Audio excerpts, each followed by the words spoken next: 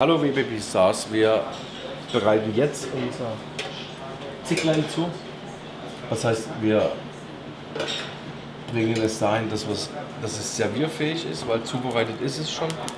Das ist mal ein Gericht, wo wir das ganze Tier verarbeiten.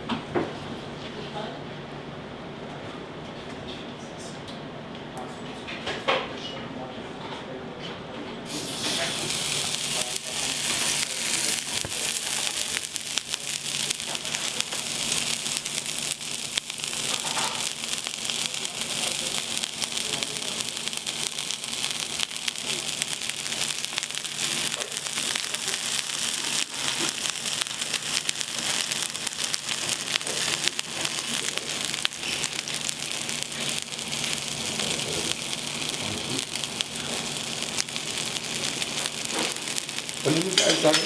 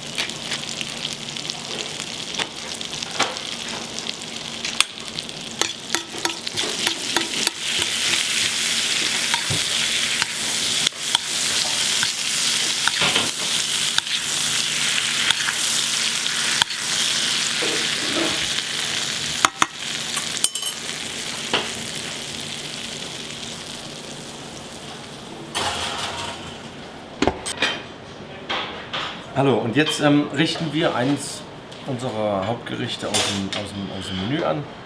Schön für den Frühling. Wir haben ein Zicklein, also ein ganzes Zicklein zubereitet. Dazu machen wir Karotten mit orientalischen Gewürzen. Wir machen ein bisschen Couscous dazu und eine Jus vom geschmorten Zicklein mit konfierter Orange.